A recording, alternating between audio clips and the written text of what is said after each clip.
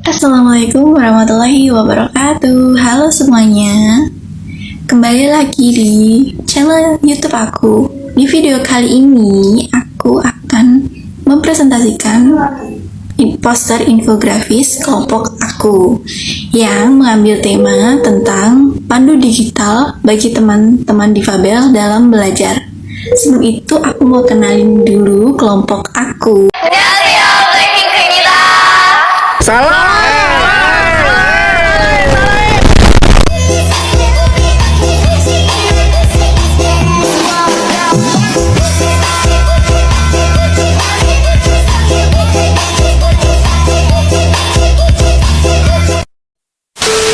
Itu dia anggota dari kelompok aku. Sekarang kita akan masuk ke presentasinya ya. So, tonton terus video ini sampai habis ya. Seperti ini hasil dari infografis kelompok 2. Difabel merupakan kondisi dari seseorang yang memiliki kemampuan yang berbeda dengan masyarakat umumnya dalam menjalankan aktivitas keseharian. Aktivitas berbeda dari masyarakat pada umumnya yang dialami oleh difabel seperti mengalami kesulitan dalam mobilitas. Latar belakang dibuatnya infografis difabel bisa berkarya ini adalah kita bisa mengidentifikasi cara belajar yang efektif untuk anak difabel, peranan orang tua untuk membantu proses belajar dan juga memberikan informasi mengenai aplikasi apa saja yang cocok untuk membantu proses belajar para penyandang disabilitas. Tujuan dibentuknya infografis ini adalah dapat mengenalkan aplikasi yang diperkirakan dapat membantu bagi penyandang disabilitas dalam memulai serta menjalani proses pembelajaran.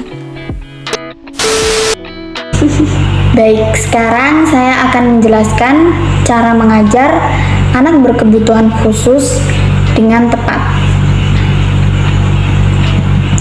Yang pertama, yaitu ada mengajar dengan efisien. Salah satu cara mengajar anak berkebutuhan khusus yaitu harus efisien. Penggunaan metode belajar yang efisien ini harus diterapkan supaya proses belajar berjalan dengan lancar dan juga efisien. Hal ini sesuai dengan standar pengajaran untuk anak berkebutuhan khusus, yaitu efektif, aktif, kreatif, inovatif, serta tetap menyenangkan. Yang kedua, ada menggunakan nada bicara yang jelas dan positif.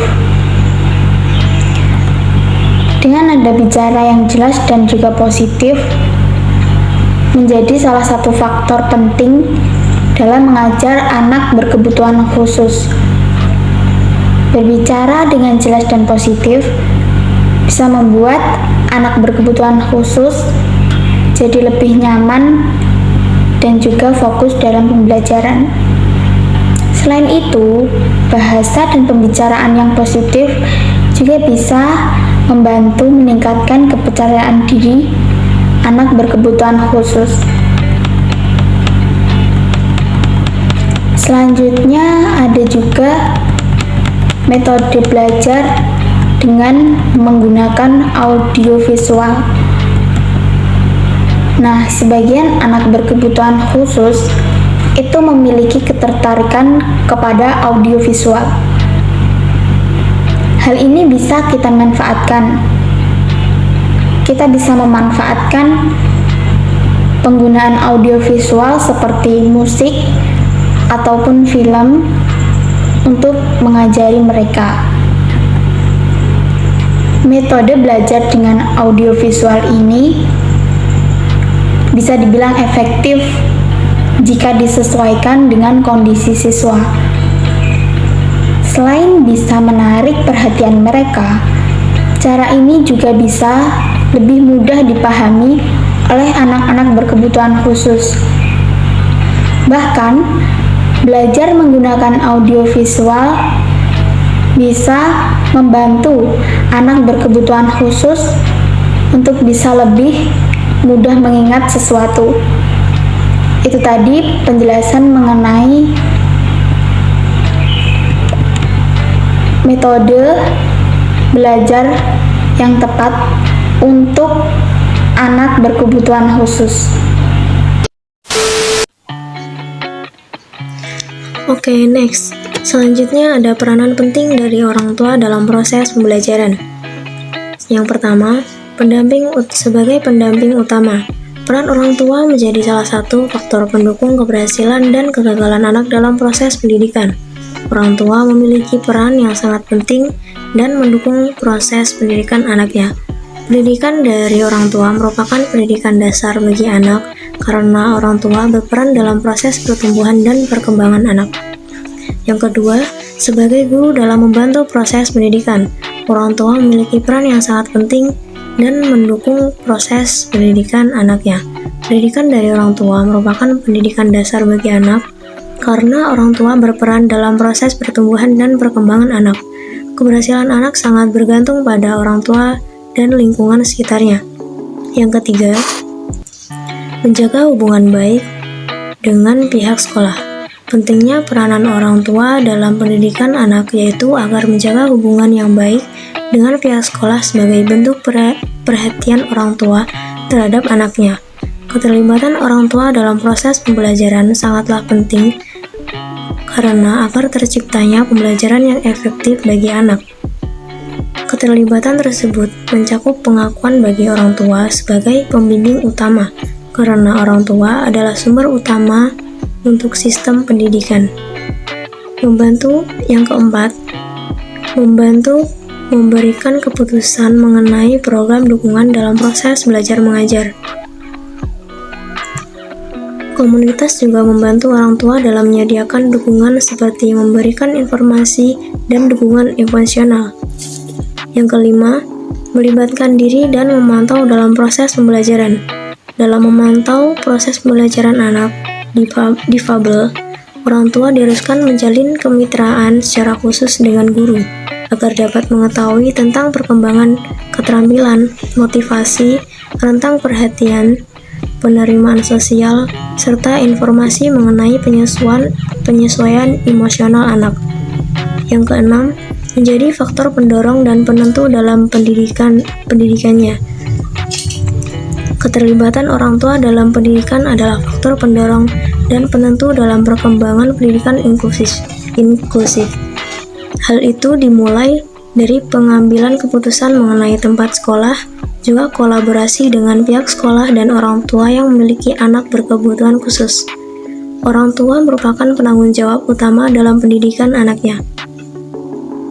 Nah, dari keenam hal penting tersebut, dapat disimpulkan bahwa orang tua dalam pendidikan inklusif berpengaruh yang sangat signifikan karena orang tua yang paling mengerti karakteristik anaknya. Adanya catatan harian orang tua mengenai karakteristik siswa dan kebutuhan anak kepada pihak sekolah agar guru dapat memfasilitasi dan membuat program pendidikan sesuai dengan kebutuhan anak tersebut. Pada hakikatnya, anak mempunyai hak dan kewajiban mendapat pendidikan dan orang tua sebagai pendidikan utama dalam proses pertumbuhan dan perkembangan anak. Orang tua wajib memberikan pendidikan kepada anak, baik itu di rumah maupun di sekolah. Orang tua juga harus memfasilitasi kebutuhan anak yang memiliki kebutuhan khusus dalam proses yang perlu diberikan perhatian yang sangat ketat dalam proses pembelajaran. Oleh karena itu, sangat diharapkan kerjasama antara orang tua dan guru maupun pihak dari sekolah terkait dengan proses pendidikan anak di rumah maupun di sekolah agar terciptanya pendidikan yang baik dan bermakna. Dengan adanya kerjasama tersebut akan memberikan pengayaan dan wawasan bagi orang tua maupun pihak yang terlibat. Di sini saya akan menjelaskan tentang aplikasi yang dapat membantu belajar anak disabilitas. Yang pertama adalah Klon. aplikasi e-learning yang diciptakan untuk para penderita Autism Spectrum Disorder atau ASD. Ini dapat memfasilitasi kegiatan belajar mengajar siswa SLB dengan metode take and give, di mana siswa dapat mengerjakan soal sesuai petunjuk untuk menerapkan perilaku beretika yang baik di masyarakat melalui visualisasi gambar yang menarik. Aplikasi ini memiliki 4 fitur utama yang berguna untuk keperluan pembelajaran siswa SLB, yakni learning journey, quiz, pengembangan diri, dan social experience. Fitur learning journey berisi pembelajaran harian seperti pengenalan huruf, angka maupun warna. Dengan mengerjakan tugas pada hari tersebut, siswa akan mendapat sejumlah poin. Lalu dalam fitur quiz, siswa akan diberi persoalan mengenai pertanyaan kepribadian selama 1 kali sehari. Setelah menjawab pertanyaan, siswa akan mendapat reward sebagai bentuk apresiasi. Sedangkan untuk fitur pengembangan diri, siswa dapat meningkatkan kemampuan visual dan kepekaan otak kiri dengan menyelesaikan teka-teki berupa gambar yang unik dan menarik. Tak hanya itu, dalam fitur social experience, siswa dipandu untuk mengimplementasikan sikap positif di lingkungan sekitar, sehingga siswa diharapkan dapat menjaga kestabilan emosinya dalam suasana yang positif melalui kegiatan 5S: senyum, salam, sapa, sopan, dan santun. Yang kedua ada Difabel. Difabel merupakan salah satu bentuk inovasi untuk membantu mahasiswa difabel dalam melaksanakan proses perkuliahan. Salah satu kelebihan aplikasi ini yaitu user mampu berinteraksi langsung dengan fasilitator secara real time melalui fitur yang tersedia. User dapat memanfaatkan aplikasi untuk layanan akademik, skripsi, UTS, UAS, penugasan praktik, dan layanan keluhan dengan memanfaatkan fitur chat yang sudah terintegrasi di aplikasi. Selain itu, fitur yang disediakan juga dikemas dalam fitur audio dan teks dalam aplikasi, sehingga user terutama tunanetra dapat memanfaatkan fitur ini dengan mudah dan praktis. Yang ketiga ada Daily Kalori. Daily Kalori merupakan aplikasi yang memberikan panduan mengatur pola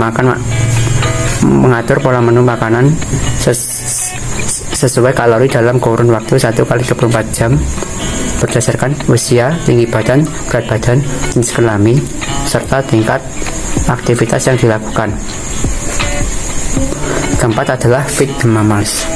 Feed the Mammals merupakan aplikasi AR yang mengenalkan tentang satwa dan kuliner dari Indonesia tanpa menguras banyak waktu dan biaya, serta menarik orang untuk mengenal taman cerdas sebagai sarana belajar. Yang kelima ada Monlist.